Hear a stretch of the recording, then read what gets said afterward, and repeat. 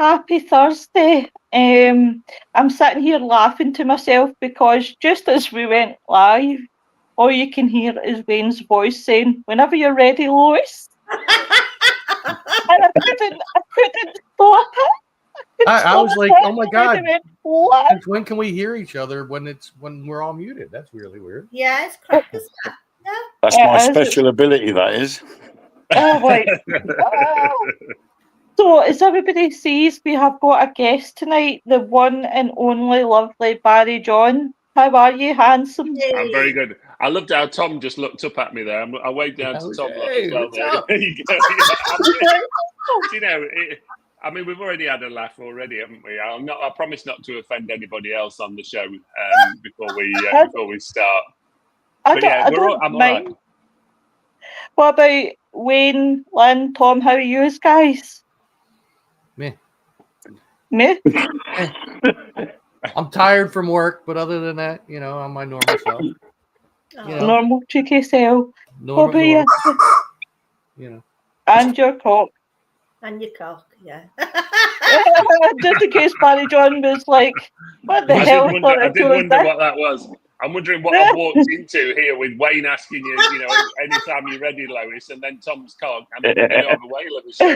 I'll tell you what, it comes up on every show. No pun intended. I'm not going to say anything because I've got a really naughty mind, so just leave me out. Well, then you fit right in. I said that as naughty as the time that I said in your development class, I shortened Barrie John's name, and I can't remember what I said, but I said, "Thanks, BG." And then I went, "Oh, fuck." Everybody calls me all sorts. It doesn't bother me. It doesn't bother me. So, Lynn, Wayne, what's been happening in the world of Lynn and Wayne? Oh, we've got Joe as well coming. Well, how have been everybody tonight? How's everybody anyway? Well, I'm all right. I've not been too good the last couple of days. I've felt a bit, my love, a bit down, but I've had a bit of a flare up with my osteo, and I've been looking after people who've got less than what I've got. You know what I mean? Oh, bless you. I was for a long walk today down on the river. And I've hurt myself up a bit, yeah. My dad joke side is trying to burst out of me right now because you said you're all right. It's like, no, you're half left. I'm sorry. For everybody who, I'll tell you what, Barrie John, see for everybody that's pretty new here that's no really knows who you are, do you fancy telling them a bit about yourself? No. Yeah. All right, and that's the end of the show. Thanks for watching. That's the end of the show. There you go. I told you, didn't I? That's to be the quickest show ever. Well, you said to me earlier, you said, "What you've been up to?" And I said, "Nothing." So, I mean, it's great to be invited on, and I've known quite a few faces here for a while. I mean, Wayne, we were just having a laugh at a Ouija board that I signed for you, 7-8 years ago. Yeah. Lois, I don't know how long I've known you for now, but you've not changed at all in all the years that I've known you, have you? We've always had a giggle and a laugh. Yeah. But, for me, I mean, it's along the pathway that I've met some wonderful, wonderful people, and people who are not only sort of work colleagues, as I refer to them, but also very good friendships as well. And I think this is one of the things about sort of the paranormal community, and the time that I've been in it, I've lost count now. I mean, I tell people 35 years or over 35 years. And for me, it's always been a big passion of my life, the whole para unity, whatever you wish to call it, the metaphysical side. And what I enjoy is basically sharing my knowledge with people, giving people that knowledge, what I've gained after so many years. I mean, without boring people and going on too long, I remember being a child and still doing readings for people, having a bit of fun with tarot cards and Ouija boards. And, I still use them even to this day, and people are quite shocked in a way, especially when you mention the word Ouija boards. Everybody runs and hides under a table and, puts a crash helmet on because they just think, oh my God, why do you use them? But, I've had some really, really good results from things like the Ouija board, psychic circles, whatever you wish to call them, talking boards. There's so many names now. And I've had really good results from it, and even privately, if friends come round to the house, they always want me to get the board out, and we have a bit of fun with the board, and see who wants to communicate. But it's one of the things that I've seen over time in all the years that I've done this is the development of other people, and it's one of the things I enjoy watching people develop. I enjoy watching people come out the shell, and especially people who go, "Oh, I've got no ability. I'm not used to this. I've never done anything like this." But then they just jump in and have a go, and suddenly you see people come from almost like just an interest in it to suddenly starting to work in it, starting to do readings, starting to develop themselves. That's the nice thing. And I think it's not all about mediumship. It's not all about clairvoyance. It's not all about psychics.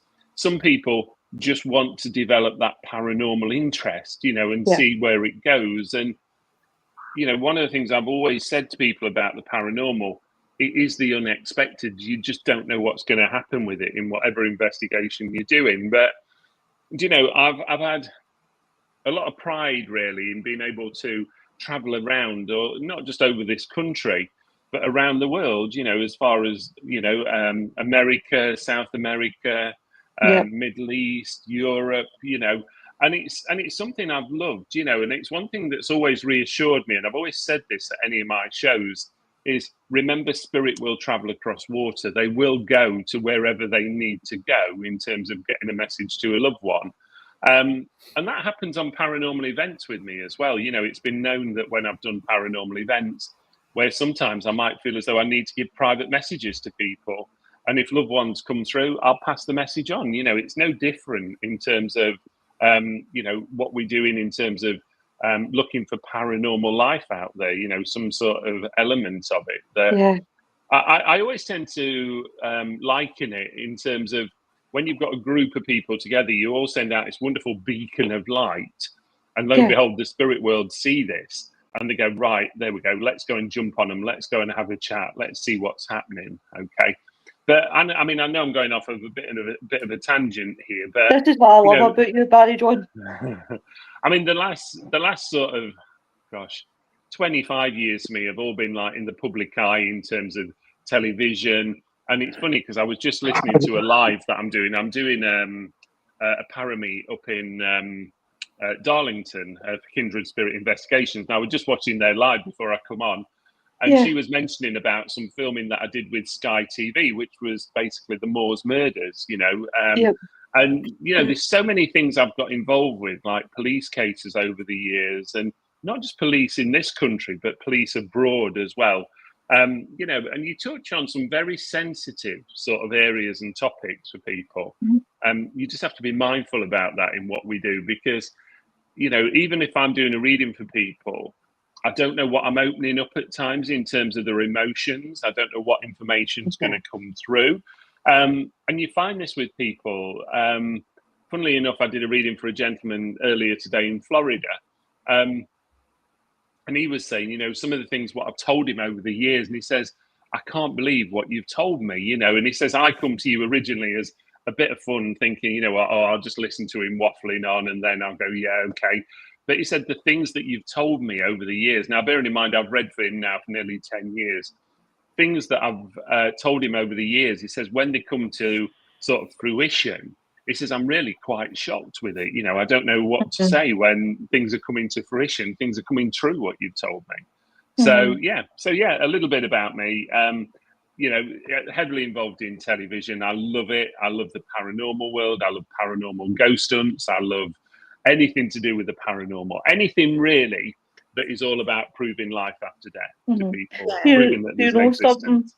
Barrie John, I've got to say, I've had a reading of yourself a good couple of times, and the things that you've came out with, Barrie John, and that's how I always know a good psychic medium is, because the things that you have touched on, you didn't even know about, you didn't even know me. And I mean, do you know, Lois, I think that's a really valid point, because people very often, when they book a reading with me, they don't want to give me any names or anything. It's like, no, don't give my name, because he'll trace me, he'll look me up. And, reading for somebody like you, Lois, who I do and I don't know, if that makes sense. You've been to my groups. but I don't know anything about your life. I don't know anything that you've been through. And it's things like that for me that really fascinate me, because I think, well, how do I know it? How do I know what's gone off in your life when I don't know you, if that makes sense? Oh, no, that. Yeah, and it is. I find it very bewildering with people, and it's one of the things I always say to people when I'm doing the show, when I'm doing a demonstration, and they go, "Well, how does it work?" And I go, "I don't know. I don't know how it works," and I still don't know how it works to this day.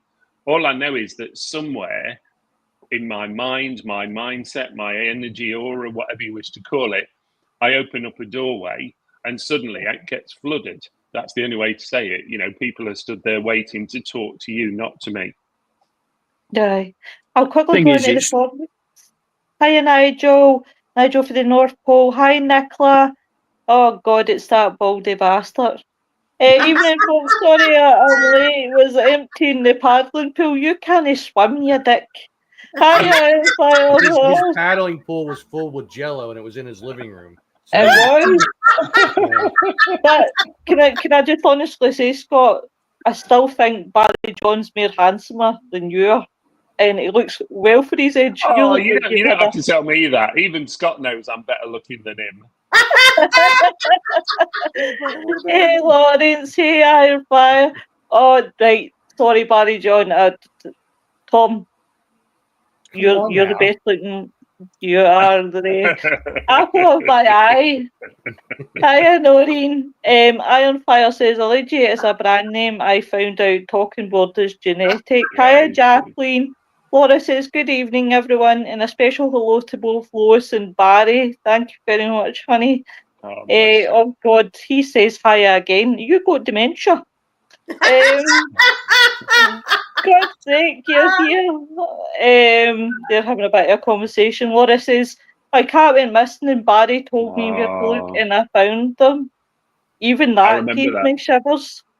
Braxton, hiya. Hey, Lord. Hiya, and Firehorse. Oh, my God, Braxton. I just realized Braxton is from, like, Fear Fans and Don Elmy's, like, feeds and stuff like that. This is the first time I've seen him on anything that Don was not on. Say, welcome to the show. What's up, Nick Braxton? says, bonus autism fit in the beginning when his phone fell out. Hi, Holly. Scott says, I look better in a snooty. I'm afraid to ask, what is a snooty? Oh, dear. It's a mankini. A snooty is like a hoodie, but it's made with bathrobe material. Okay. They're very so oversized. It's nice and comfy. Absolutely. Yeah, you can wear it in the house. You can wear it all day in the house instead of wearing it. It sounded like something sexual, so I was afraid to ask. When you wear it. They're probably the most unsexual thing ever. They really are, and especially if Scott's wearing his. Wow. I feel like I want one now. What's up, Snooties aren't comfortable. I just find them too warm. Yeah, I do. I always fall asleep in mine. Yeah, I always. Like I've heard of a Snuggie, which is kind of like that. It's kind of like a blanket that you wear. Similar thing. Similar thing. It's imagine a hoodie, but very oversized, but very how would you fluffy. say? Very sort of fluffy. Yeah, very fluffy in a way. So it's like it's a hybrid of a hoodie, a cloak, and a bathrobe. And a hot tank blanket. It's about that thick. I thought one was going to say they're a hot tank top. I was going to say. Oh, Jesus. I've just seen that comment and I've chuckled to myself what you've just put up. Yeah. Oh my God, Lois, Scott versus Barry in a mankini. I'd definitely look at Barry. That's probably what Scott's been doing in his paddling pool tonight. He's had his mankini on, hasn't he? Yep. His Jello-filled pool that was in his living room. Absolutely, yeah. He has no furniture in his living room, just that pool and hardwood floors. And and one little light bulb. It doesn't even have like a housing. It's just a hanging light bulb. It's hanging by the wires. And he just sits there with his phone and watches the live feeds. Oh, for God's Oh, sake, this is dear. going to be some night, some I night. know you can see it. You can see it. But Yeah, yeah, I can see that myself. yeah. But do you know what? I love when you come on because the energy just flows. I love it. Well, the thing is, I mean, I always laugh with people, and I go, "I'm a talker, so you better tell me to shut up because I'll talk about anything." And it's one of the things I've done for years, isn't it? You know. Yeah. I don't know how you could do you- that. I could never do that at all. Me ever. No. Really. No. Oh, he's You full know, of shite. you know, when you've had such a passion for it, you know, and it's like Yeah. the paranormal for me. You know, I've seen so many things with the paranormal. You know, and you know, I've done so many events as well, and I have to say they've not all been active. If anybody thinks that, which is one of the questions everybody always asks. But when you've done so many events, you see so many ways of how to do things and how not to do things, and especially Yeah. when people start bringing in pieces of equipment that Yeah. send me over the edge nowadays. Because I think we've ended up now with paranormal events that are just full of electronic equipment now. You know, Yeah. we just seem overrun with it all the time. You know, and it's a shame really because people forget to use their own sort of psychic abilities. Yeah. They forget to use the basics nowadays, and I think it's one of the things that I'll always moan about to people. You know, go back to basics. You know, just do what we used to do 30 Yeah. years ago when I started out ghost hunting. You know, it was a bit of fun when we used to go into old warehouses that were, you know, well, you could just walk into them in those days, to be honest. Yeah. Uh-huh. People enjoyed it. You know, that was proper sort of ghost hunting to me. And Yeah. it's funny because wherever I've just seen somewhere, and I can't remember the venue, but I was looking online last night, and there's a venue that's started going out at nearly £2,000 a night for a ghost hunt. And I Gee. think, you know, that really is an expensive venue nowadays. But then all venues are expensive compared to what we used to pay many, many years ago. Yeah, yeah, yeah. Yeah, You know, you Colchester see, Castle charged £2,000 a night. Wow. do they? Yeah. Yeah. It is. It's bizarre, isn't it? Over the years, how, you know, you see venues sort of cottoning onto it, and you just see the prices going up and up and up. Yeah. And it's Yeah. a shame, really, because it's going to get to the point one day where the cost of the events are so high you can't sell the tickets to match it. That's the problem, Yeah. and people Yeah. forget that. You know, this is. I get really annoyed with, you know, people when they're booking them and they go, "God, have you seen the cost of the tickets?" And I go, "Yeah, but have you seen the price of the venue?" And Yeah. they don't realise that. That's the problem, you know. And I mean, bearing in mind when I started out, what, God, 25, 30 years ago, you know, we were selling most events at £99 a head, you Yeah. know, and most events went out at that, you know, and the venue price was a lot cheaper as well. So people were doing very, very well from it then. But then obviously times hit hard, economies take a hit, and the Yeah. cost of tickets or the price of tickets comes down. But unfortunately, the cost of venues just goes up and up all the time. Do you think What- it is? What made you get into this in the first place, Barry? Into what? Ghost hunting? Yeah. Well, ghost hunting really was just a huge fascination of mine. I mean, I'd always been brought up with the spirit world, let's call it that, you know, in terms of mediumship. And I was always encouraged from being a very young age in terms of developing it, you know, and pushing it forward. And I've always had that that foresight, that sixth sense from being a young child. But the paranormal was really something that I just started to fall into. You know, I mean, I had a bit of fun with it. We used to do private groups. We didn't do public groups in those days. You just took a group of you and you went off and tried it and seen what happened. Yeah. But then suddenly, you know, I started to get around a little bit and then started to get involved in television. And then you start getting noticed. And people were like, "Oh, will you come and work for us? Will you do an event for us? Will you be a guest medium for us?" And in the end, I thought, well, yeah, absolutely. I enjoy it. I love it, you know. And for me, it was all about going back to what I said a few minutes ago, being able to prove life after death, to prove that there's something more in whatever context, you know. And that doesn't mean to say that I believe everything that happens. And that's one of the sort of rules that I have. I always describe myself as a skeptical medium because I think, you know, I still want proof. Even though I believe it, I still want proof, if that makes sense. Yes. And I want to be able to still see things. I want to be able to make things happen. You know, all those sort of things where people have an experience But then, with paranormal events, and again, I'll always repeat this to people, you'll get out of it what you put into it. If you're not going to put anything in, if you're just going to go and sit in a chair in a corner all night, you might get something, or you might have a very boring night. But if you participate and have a bit of, let's call it, fun with people when we're doing it, then things will start to happen. That's the good thing about it. And that's why I always give people the opportunity on any of my events to either go off and do a lone vigil, to go and sit in a room on their own, to go off as a small group. I'll encourage that, because, and if I felt as though there was an element of activity, then I'd ask somebody to go and sit there and see what they feel, and try them and see what they're picking up. Because I just think that we seem to be missing the beginning part of ghost hunting nowadays for me. And sorry to call it ghost hunting, it's the word that everybody knows. But I think we're missing it a lot nowadays, because we seem very governed more technology-wise than going down the route of good old-fashioned ghost hunting, where we just used to sit there with a bag of marbles or some coins or a teddy bear, or just the old-fashioned tools, My team still do that. Talcum powder. Absolutely. I'm a hater of technology. I hate using apps all the time. We still use them, but the majority of the time we always go with the spirit boards, the dowsing rods, coin and a piece of paper, flour and marbles. We'll do original sort of traditional trigger object stuff and the traditional tools. And with the guests, if they very slow starting, we'll start them off and then leave them to it. And I agree with that, Wayne, because it's one of the things I've always done with like table tipping or anything. If people want to have a go and they're thinking, oh, we don't know what to do, we don't know how to do it, and I go, right, I'll work with you, but as soon as it starts, I'm out the way.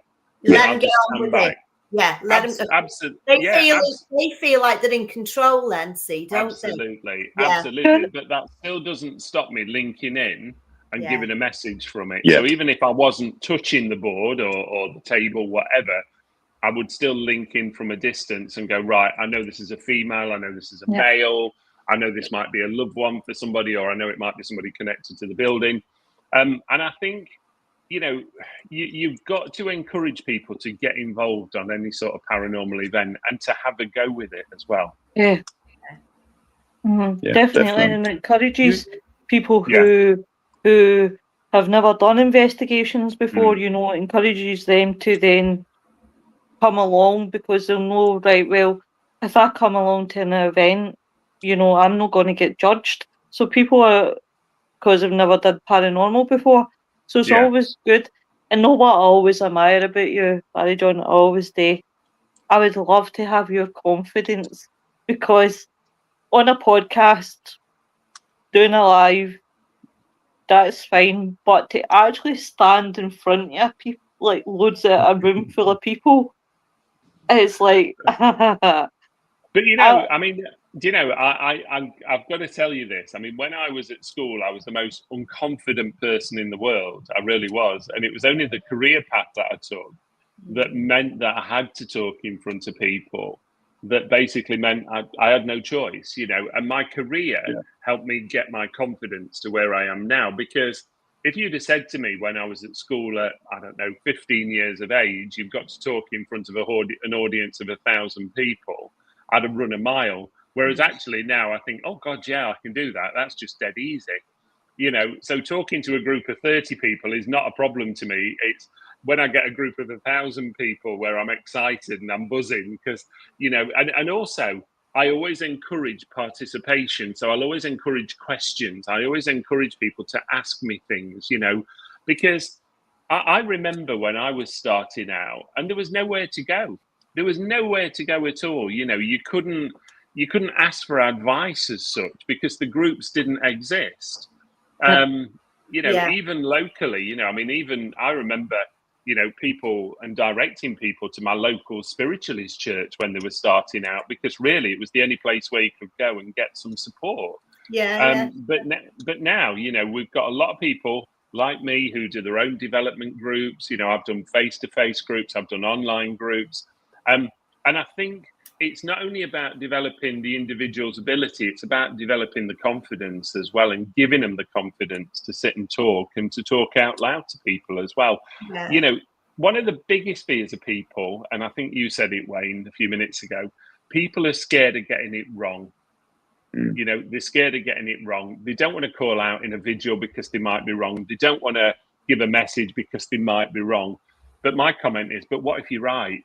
You know, you could be right. That's the difference. And, you know, you can't have people coming to events who, for me, are just coming for the fun of it, because it doesn't work for me. You know, I want people involved in it and seeing what they pick up, basically, and taking it from there. Oh, definitely. Sorry, Tom, what were you saying, my love? Sorry, Tom. Me? Oh, well, it's a little far out now. Tom was just saying, I heard him say how handsome I was. That's what he was saying. Well, you know, I mean, you know. I see what's happening. Stop. I see what's happening. No. So you use the term ghost hunting, you said, as they call it now, and it spurned a question in my mind. What came first, the term ghost hunting or the show of ghost hunters? Because I know a lot of people, like when you said stuff like that back in the day, they're like, no, we're paranormal investigators, you know, not ghost hunters. We're just investigating. And so, I mean, really, what came first? I think that's a really good question, and it's one that I love to mention, because what I find with it is when you start saying paranormal or a paranormal event, people have no idea what it is. Joe Public have no idea whatsoever. Yeah. And for me, when you say to them, we're going on a ghost hunt, they go, oh, God, yeah, we want to do that. Whereas if you say a paranormal investigation, they almost think, oh, it sounds a bit too much to me. It's, you know, it's a bit too advanced. So I think you've got to almost make it sensible for everybody in a way. But I agree with you on that. I like that. And I've got to say that the phrase ghost hunt comes first for me, not the program, I'm afraid. And either whatever you call it, you don't want me on that, because I'm the guy that's going to mess with everybody the entire time and think it's funny as hell. You know what I mean? Like, I'll be waiting around the corner or something, just come like, and you know, like I that's just my nature. It's okay. I don't mind putting them in the shins for you, Barrie John. I'll get them for you. I don't mind at all. You know, he's down there at the moment, you see. I can just tap him on the head if he keeps going. I'll just keep tapping him on the head. The thing is, as well, though, the terminology, when you've got a ghost hunt, that is specific. If you say paranormal investigation, it could be anything. It could be UFOs. It could be cryptozoology. Yeah. So you've got such a wide range with doing that. I prefer paranormal investigation. It could even be cryptid. You have to specify it. Yeah. There's not cryptids. Cryptids. But the thing is, that's no different to me saying I'm a psychic, a medium, or a clairvoyant, because it's that branding again, isn't it? And it's what people understand. Yeah. If I say I'm a psychic, everybody will understand what I am. If I say I'm a clairvoyant or a medium, they'll go, what's the difference, you know? And I think people get too hung up on titles nowadays. Who said that? I'm a large. It's all under the same umbrella, isn't it? Absolutely, Lynn. Absolutely, it is. And, you know, you could call it the metaphysical world. It doesn't matter. But I think what we have to get to is the point that people understand what we do as individuals. And for me, the be-all and end-all, irrelevant of whether I'm doing mediumship, whether I'm doing a ghost hunt, a paranormal event, whatever, I'm trying to prove life after death to people. That's the be-all and end-all for me, in whatever context. Yeah, see, I always have to fall in love with the building. Wherever I go in there and it loves me, I love it back. Oh. You know, I always say to people, when you're doing a paranormal event, a ghost hunt, whatever, you have to go into a building, and I always call it going in naked, and that's not wearing a mankini. If Scott's still with no, that's wearing nothing. It's going into a building. Yeah, it's going into a building and feeling the building, sensing the building. You know, where do you feel drawn? You know, and I always say, forget about any history that you read online, because I can guarantee most of it is either made up or it's one person's experience in 50 years of something happening. And, you know, you've got to go in there with your own imagination. So, you know, don't go in there expecting to see the ghost of Charles I because somebody got it 100 years ago. It doesn't work like that, you know. The paranormal is so different nowadays. And I think for people going into it, and then remember, there's a huge following in this industry now, but there's a lot of new people coming into that industry as well. So it's not only about people with experience, we're still getting a lot of people who haven't got experience that want to learn how to do it and how to investigate properly, for me. Yeah. Okay. I mean, I was laughing at some of the things that Wayne said then about using flour. We used to put flour on trays. We used to put bowls of waters in room as well, put a bowl of water, marbles, coins. I mean, good God, I forgot the amount of times we used to sit at the end of a corridor. You used to throw a coin and see if it would come back to you at some point. And we did that for years, trigger objects, for goodness sakes, we used to put a trigger object down and draw around it and see what happened from it, basically. What did it move or not? Yeah. And I think those, for me, I know that we've advanced. We've got some fantastic equipment there, and all credit to people that are making the equipment nowadays, because I take that to prove, to clarify what we're all doing and what we're getting. But I still think that there's that element of basic awareness, what people need to understand and know about going into any sort of paranormal investigation, really.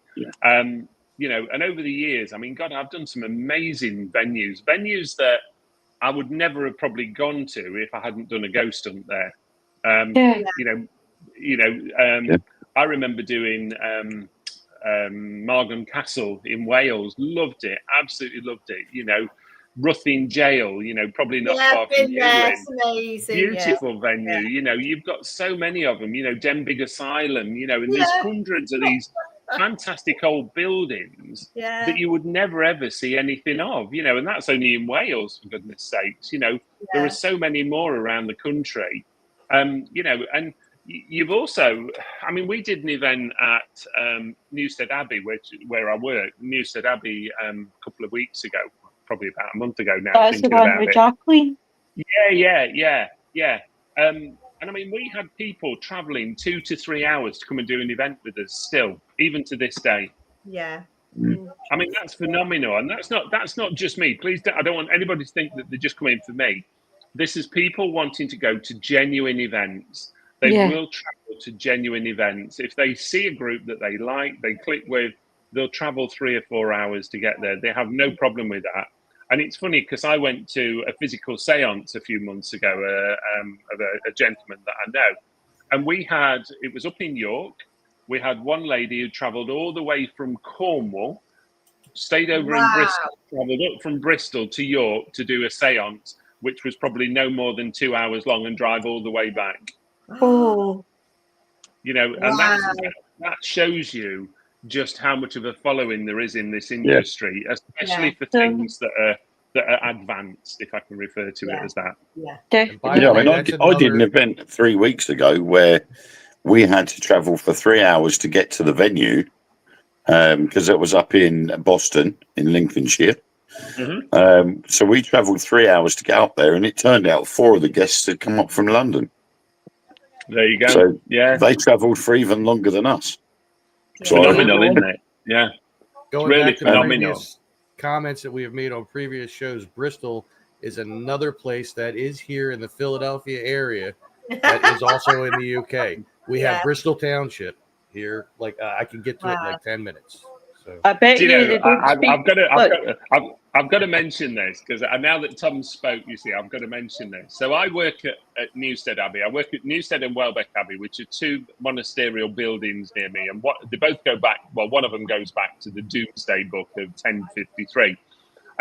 But I've got to say, Tom, I have Americans come into those buildings, and the first thing I do is go touch that wall, and they touch the wall, and they go, "Why have you told me to touch that?" And I go, "Because that's nearly 1,000 years old, that brickwork of that building."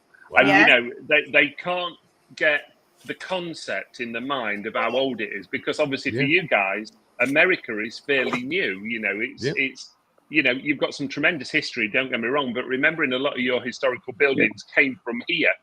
Came from the UK, and they were moved over. And people love it. Americans love it when they touch a wall. Yeah. I mean, even here, when we get something that's like a few hundred years old, or even, you know what I mean, like something that goes back to the 1700s. Like there's Yeah. at the park that I work at, there are the remnants of a ferry that goes back to the early 1700s. And when I'm there, I'm just like amazed, and it's like, Yeah. wow.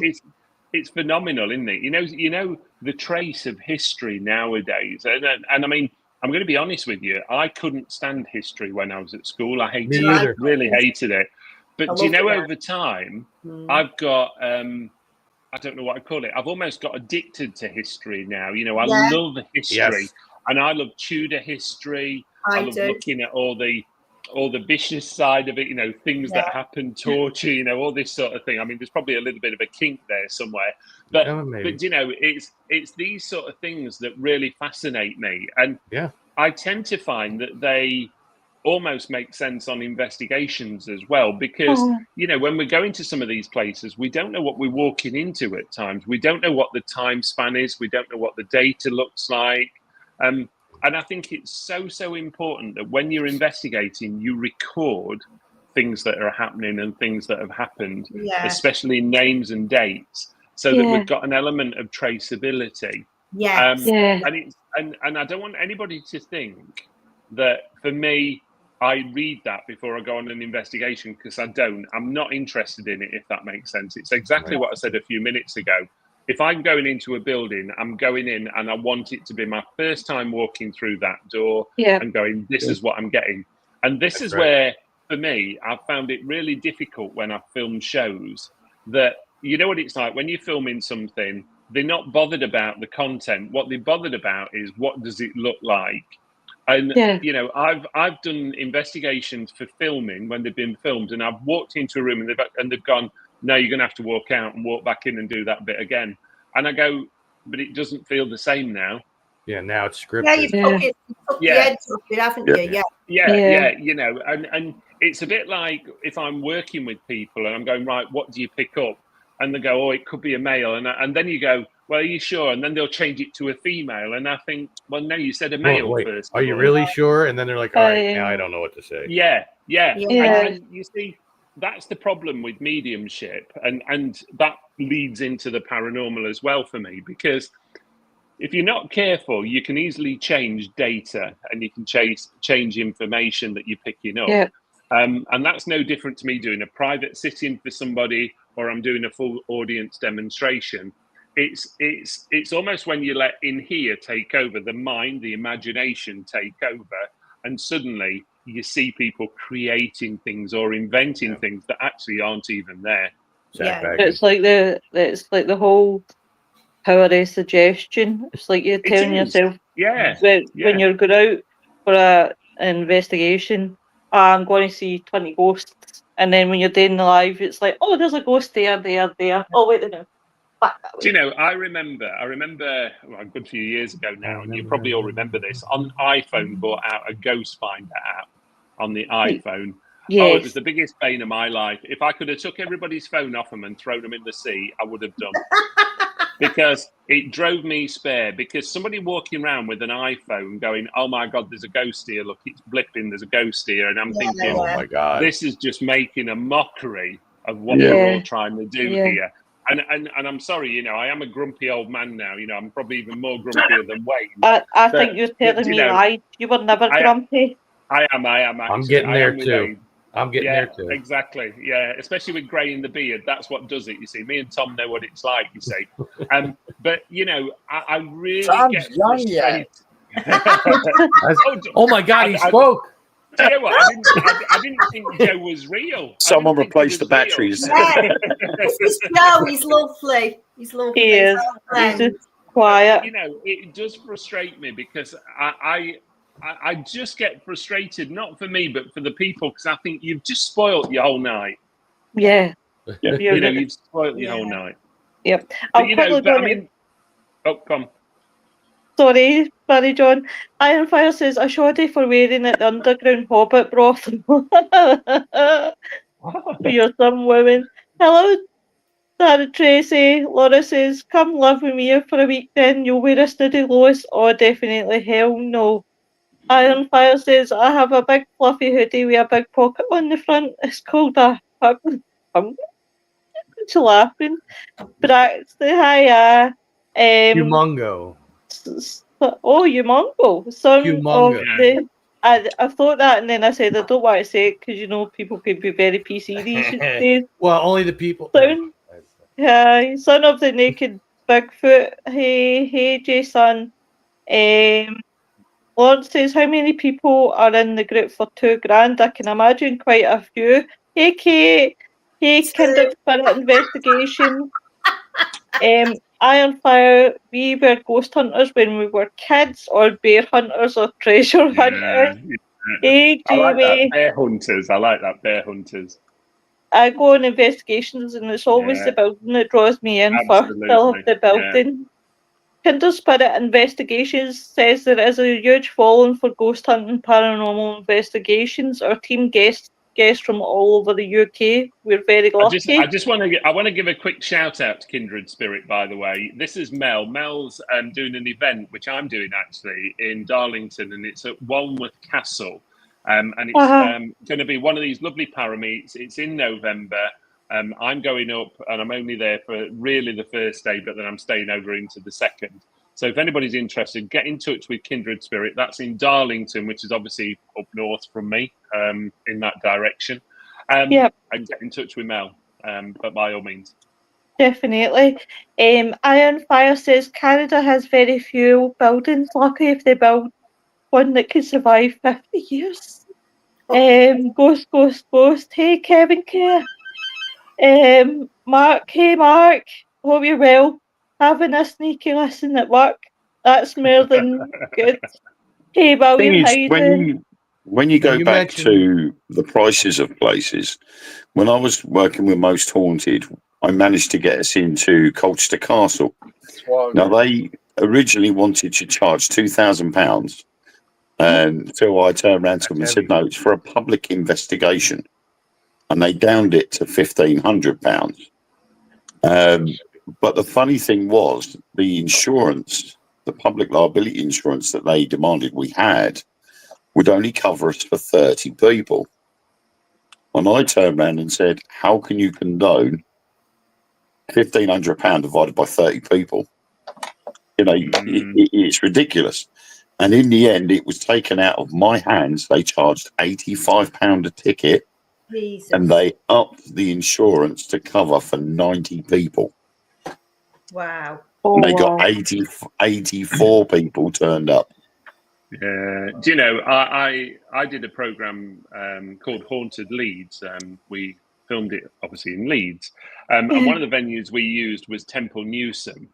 And Temple Newsome, when we went to that for a private investigation, for public going, not filming it for TV. And I remember they wanted £2,500 for 3 rooms. That was it. That's all you got was 3 rooms. And it cringes me because it upsets me because we all want to get into these fantastic old buildings, but they make it so difficult. And the other thing I've seen over years is you'll find somewhere that's a really good venue. They might go, oh, it's £200. But as soon as they start clocking on and thinking, actually, people are booking this, we want to up the price. And that suddenly goes from 200 up to 1,000 overnight. And I just think it's such a shame. And then what they do, I don't know about over in America, Tom, if you can tell us, but over here, one of the things that I find, they govern you so much on numbers now, whereas before, they never used to govern you. You could almost take as many as you wanted, as long as you were sensible with it. Yeah. And I don't know what it's like in America, Tom. Do you find that you get governed a lot? Well, see, I don't really go on many investigations and stuff like that. I've not really been on any official ones, just a couple with some friends and stuff like that. But I do have a lot of friends, even in the local area, who are involved in that, and they do complain a lot about the prices and stuff. Now, I mean, there's certain events that are special, like at old I can't remember what it's called. There's like an old psychiatric hospital that's not too far from here that people go to, and like all the proceeds just go to the hospital itself, like to help with the upkeep and stuff like that. So they don't charge a terrible amount, but I know that they do complain about what they do charge.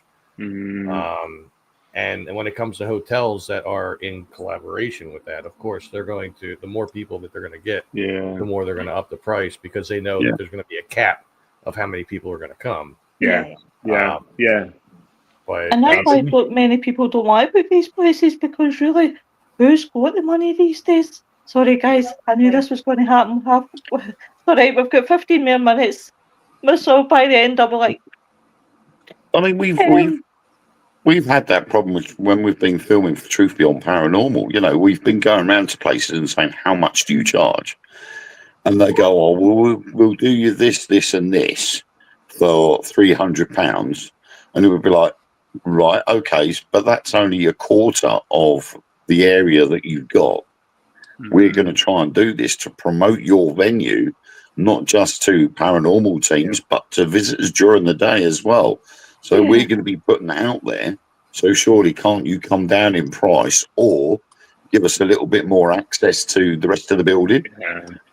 And they can get quite picky. And we've had people turn around and go, "Well, sorry, we're not going to have you," or they've just put the price up so high that we've just turned around and said, "Look, we're not funded by anybody. We pay for this out of our own pockets. So I'm sorry, but we're not going to come to you." And a couple have changed their minds. The thing about it is the venues, see if you really think about it, in the prices that these guys are charging and what you are pricing the tickets at, that doesn't really cover your overheads. So really, what you're walking away for the building, really you're not making nothing. Yeah, we don't charge that much though. We only charge an extra £5 or £10 on the cost price. Because we provide food and snacks and stuff while we're up there. But I think the biggest bugbear is when they stand there and say, "Well, you know, this is the price, like it or leave it," and you're like, "Well, you know, there are other ways around it." But we work our way over it. Yeah, I just find it a real shame. I do, you know, that you see so many people wanting to do this, you know, wanting to get involved in the paranormal, and I just get upset for people that they just can't do it. You know, it just doesn't work anymore for them. I mean, that's why we try and keep our ticket prices as low as possible, because then it makes it more affordable for people. I noticed something, you know, like, I don't know. I started doing the paranormal stuff back in 2019, right? And I went to like Paracons and all these things, right? And they were fairly cheap back then.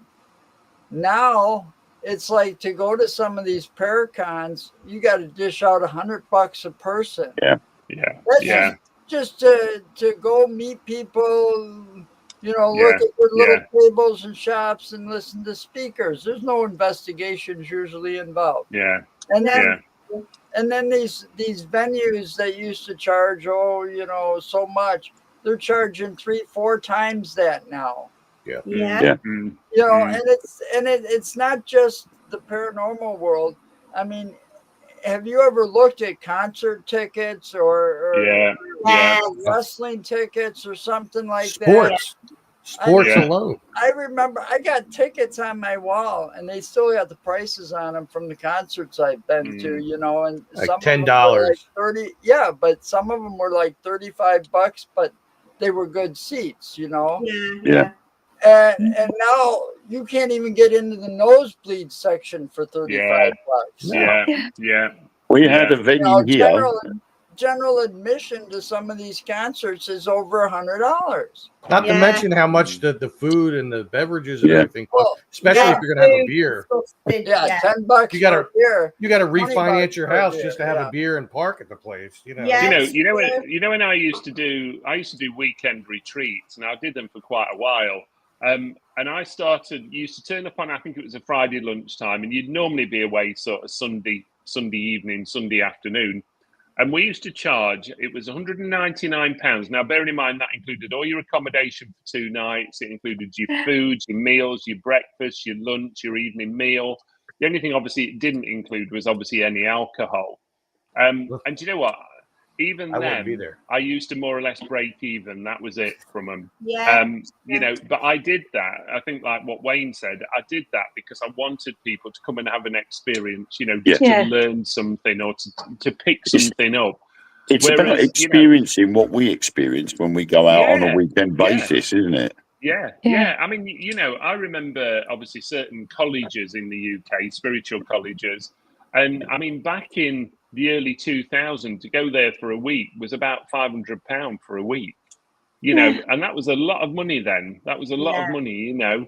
And I think now, especially over here in the UK, I think finances have got a lot tighter for people, and I'm sure that Joe and Tom will probably confirm over in America as well. But finances have got so much tighter for people that you just can't afford to run things like that now. Yeah. Not for that value. Not for that value. Yeah. You know, you've got to increase it. You know, that's like there was a property that I went to back in 2019 and gone back every year since then to investigate the Beast of Bray Road. Yeah. Because of the things that's happened over the years, the man that owns the property has started charging people. Yeah. Yeah. So, and it's not like I don't know what happened where he started charging so much, but it's gotten to the point where just for me and Mark to go there, it'd be too expensive. We have to take other people with us to make up that whole cost. But we have Do you places know- that blame cost of living. I mean, Harrods Redoubt Fort, they put their price up by £50 and blamed the cost of electricity. And we turned around and said, hang on a minute, we're ghost hunters, we're paranormal investigators. We walk around in the dark. There are no lights on. So why are we paying for your energy bill when we're not using it? And they were like, well, yeah, but, you know. And all your equipment runs on batteries. Exactly. Yeah. You know? We're all walking around with torches in pitch black, apart from the torches, and they're billing us for their electricity.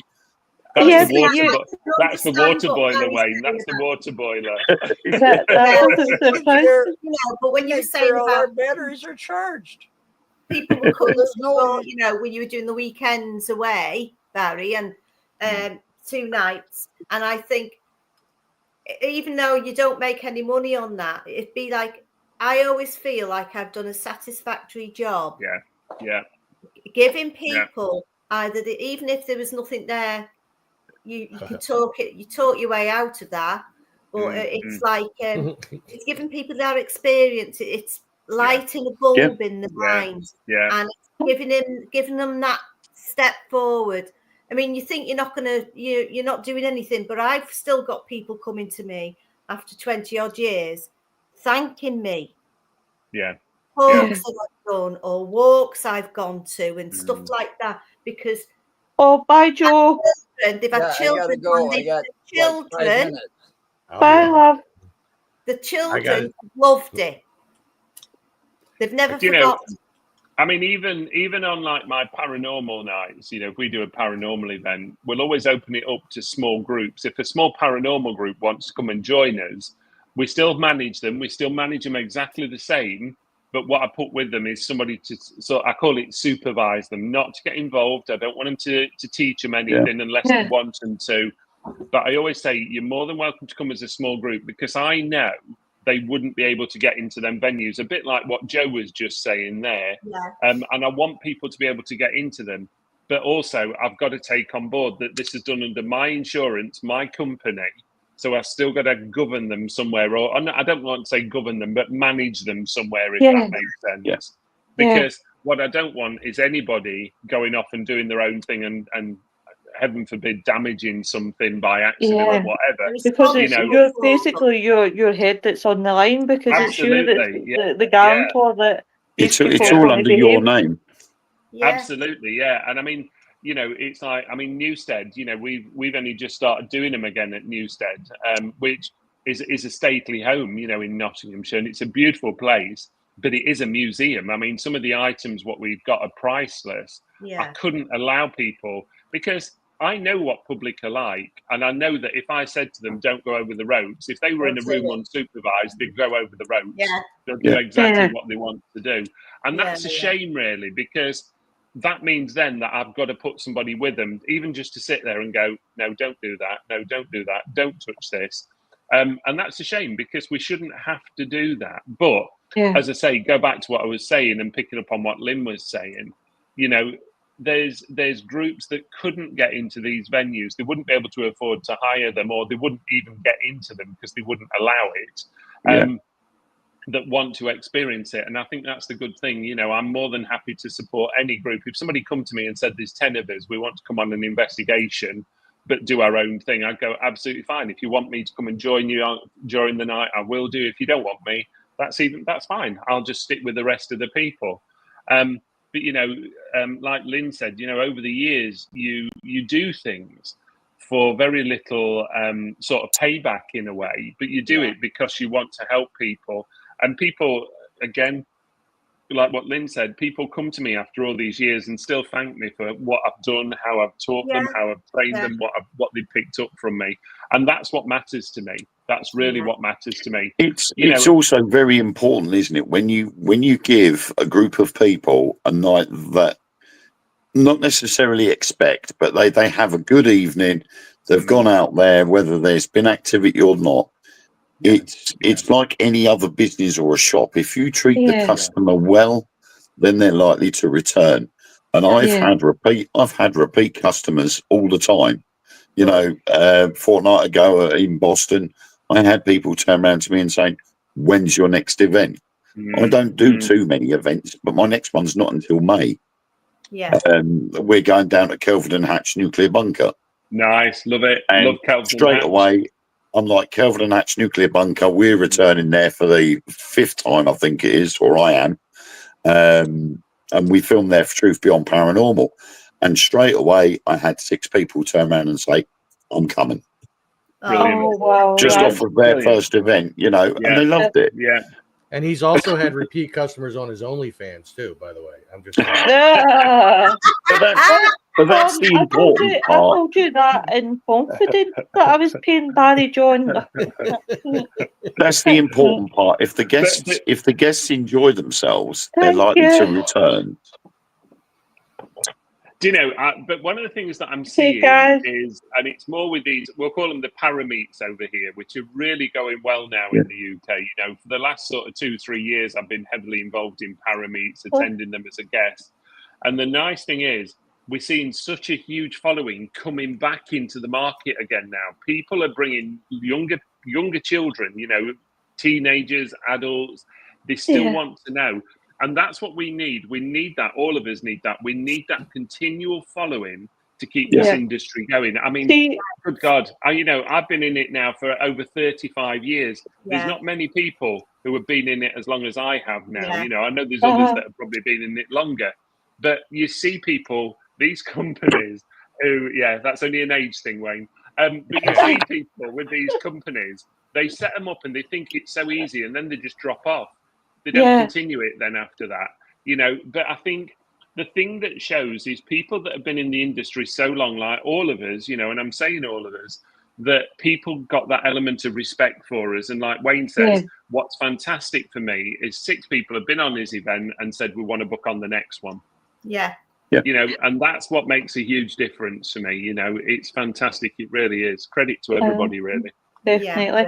Right, guys, I'm going to have to interject because Barrie John, Nick, you're killing me. Nick, you're really killing me.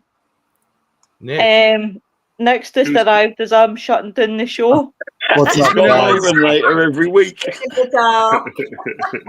I know. Oh I'm sorry. I'm showing up right at.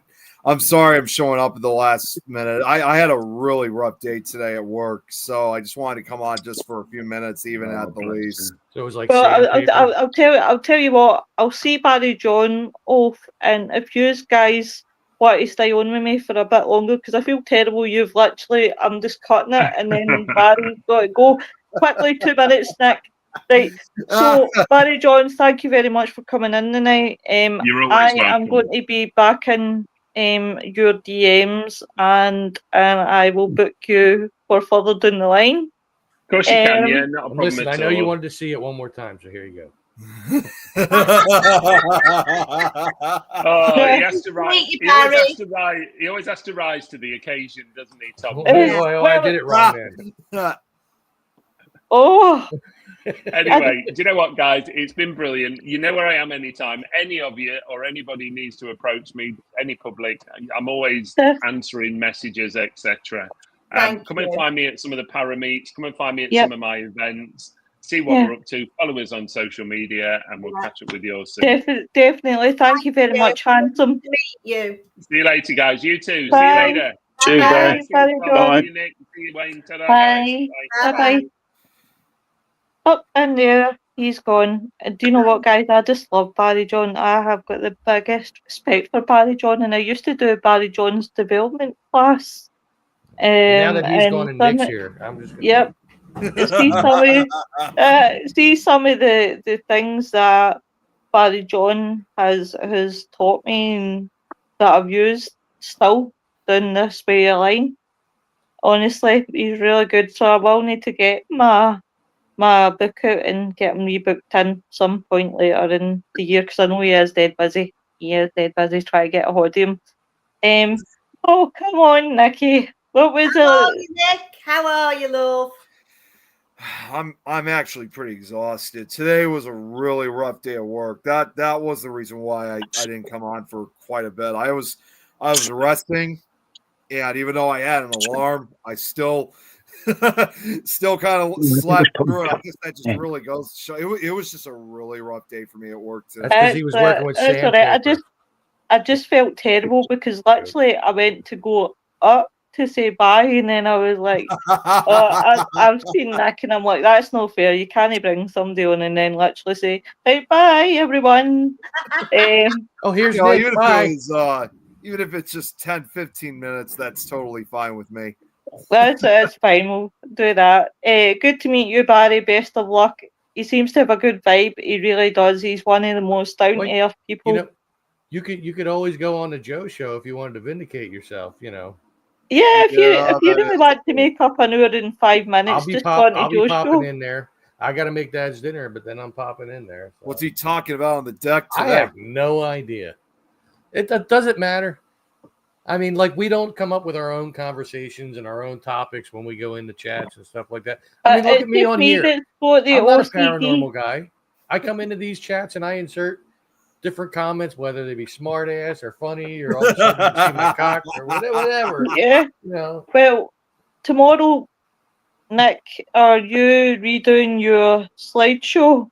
Yeah, I could I could redo it again, for part 1, because I thought originally everybody saw part 1, but because they didn't, I'm willing to do it a second time. I don't have an issue. Or half a part 1 by the time he comes in. This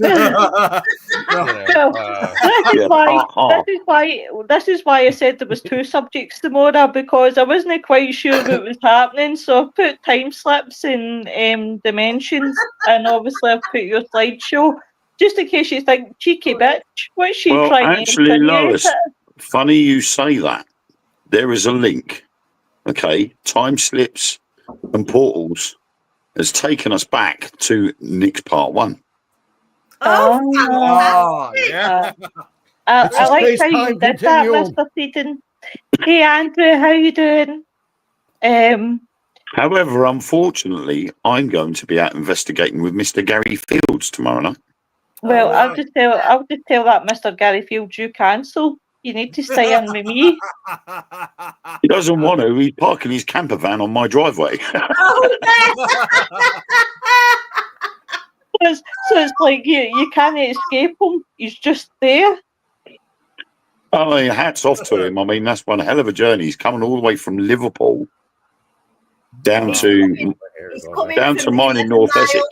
Yeah, he's coming from 11 miles away from me, he is. Yeah, so he's leaving literally first thing after, I think he said after the schools are finished in the morning. So as soon as he's done his job in the morning, he's going to be making his way down.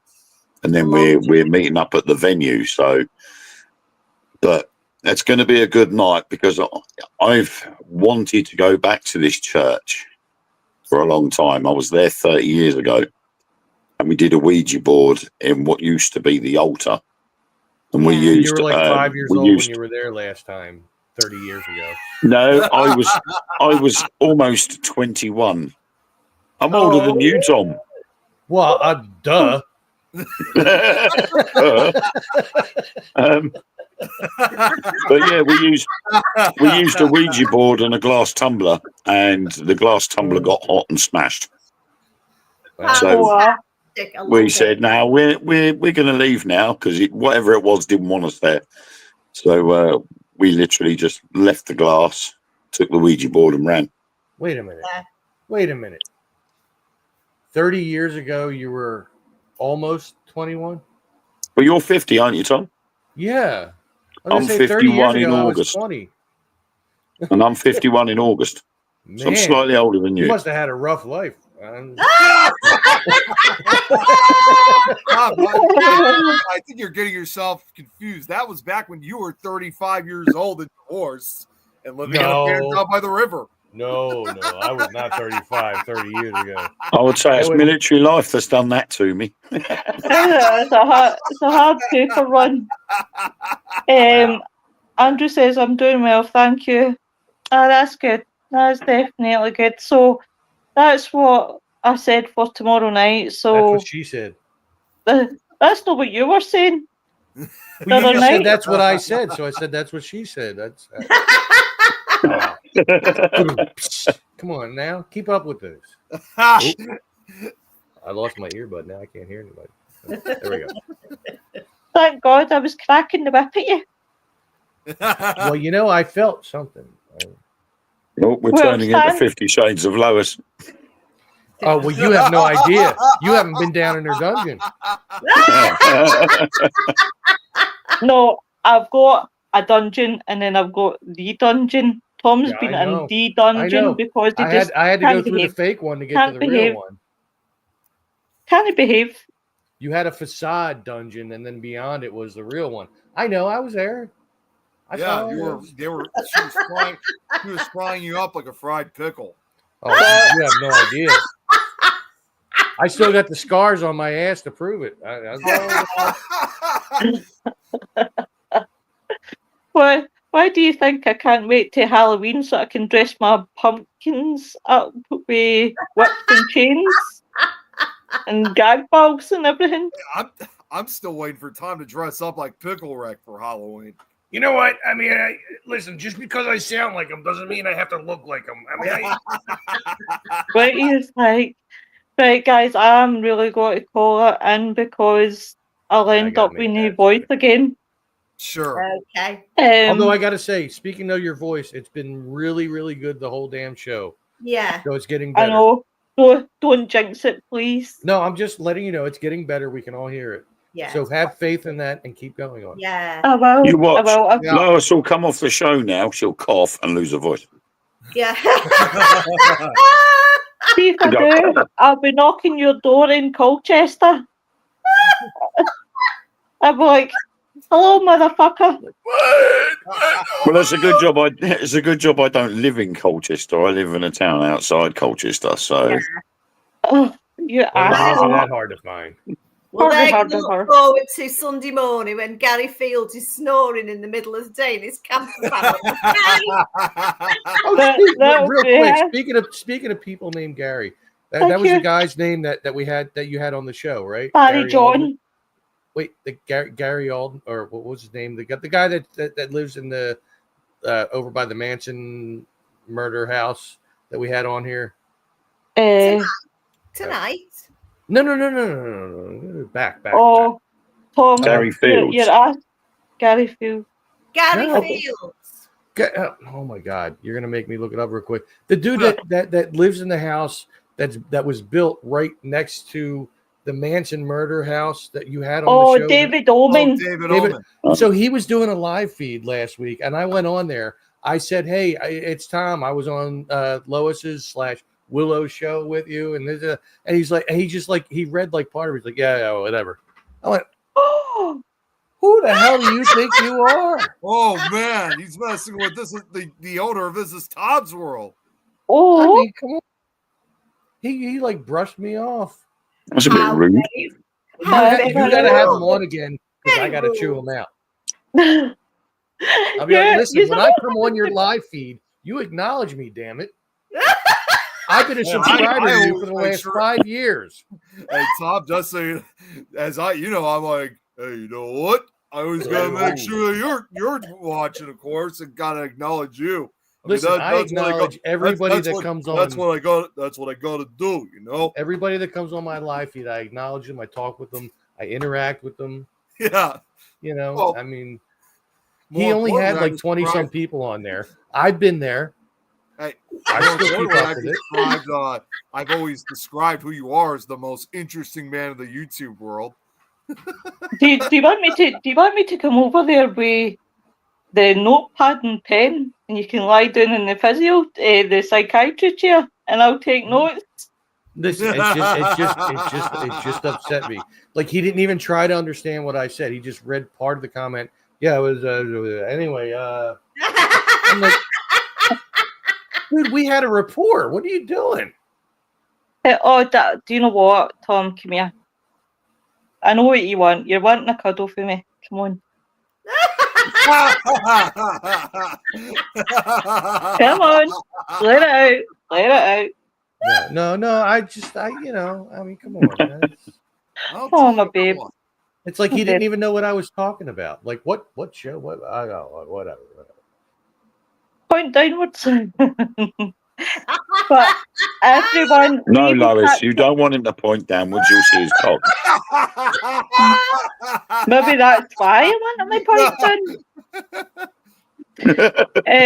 But everyone have a good night, and we'll see you tomorrow night, everyone. Good night, Adios, amigos. Thank you for coming. Thank you. Bye.